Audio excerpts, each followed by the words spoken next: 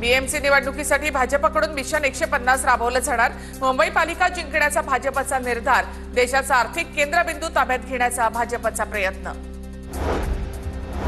पालिका निवडणुकीमध्ये 227 पैकी 100 जागांवर शिवसेनेचा दावा। माजी नगरसेवकांना सज्ज राहण्याच्या शिंदेंच्या सूचना। शिवसेनेकडून 70 ते 75 संभाव्य उमेदवारांची तयारी। सूत्रांची माहिती। अजित पवार यांनी 70,000 कोटींचा घोटाळा कोणत्या देशामध्ये केला माहिती नाही। शिर्डीमधील सभेत बोलताना बच्चू कडू यांची खोचक टीका। संभाजी भिडेंनी मुख्यमंत्री देवेंद्र फडणवीसांची भेट घेतली। कोल्हापूर विमानतळावर फडणवीस आणि संभाजी भिडे यांची व्हीआयपी रूम मध्ये चर्चा। 6 जूनचा शिवराज्याभिषेक सोहळा बंद केला पाहिजे। तिथीप्रमाणे सोहळा झाला पाहिजे। संभाजी भिडेंचं वक्तव्य। शिवराज्याभिषेक सोहळ्याबद्दल वाईट वाटत असेल तर दृष्टी तपासावी। जयंत पाटलांची संभाजी भिडेवर टीका।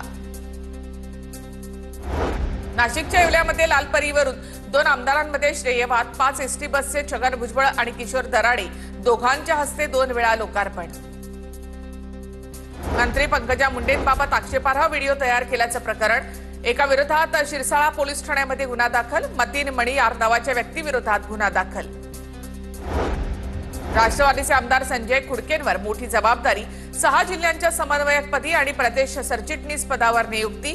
महापालिका निवडणुकीच्या पार्श्वभूमीवर खुडके यांच्यावर जबाबदारी। भारताचं शिष्टमंडळ पोहोचण्याच्या आधी रशियातील मॉस्कोमध्ये ड्रोन हल्ला। कनिमोळींच्या नेतृत्वाखालील एक शिष्टमंडळ रशियामधील मॉस्कोमध्ये दाखल। ड्रोन हल्ल्यामुळे शिष्टमंडळाचं विमान रात्री उशिरा उतरलं। बांगलादेशमध्ये पुन्हा एकदा मोठी राजकीय उलथापालथ होण्याची चिन्ह। राजकीय पक्षांसोबत काम करणं कठीण होत चाललंय। मोहम्मद युनूस याचं विधान। अंतरिम सरकारचे प्रमुख मोहम्मद युनूस राजीनामा देण्याची शक्यता।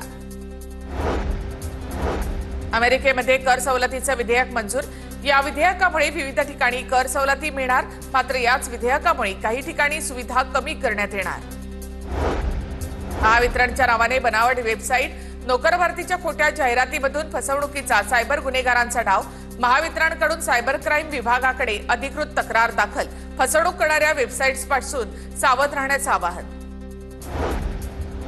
आज रायगड आणि रत्नागिरी जिल्ह्याला पावसाचा रेड अलर्ट, तर मुंबई, पुणे, नाशिक, सातारा आणि कोल्हापूर, सिंधुदुर्गसह नगर जिल्ह्याला ऑरेंज अलर्ट जारी। हवामान खात्याचा अंदाज। आज मुंबई, ठाण्यासह पालघरला वादळी वाऱ्यासह मुसळधार पावसाचा अंदाज। हवामान खात्याचा इशारा। नागरिकांना सतर्क राहण्याचं आवाहन। सकाळपासूनच मुंबईसह उपनगरामध्ये ढगाळ वातावरण। हवामान विभागाकडून मुंबईला पावसाचा ऑरेंज अलर्ट। सिंधुदुर्गामध्ये पावसाचा जोर अजूनही कायम।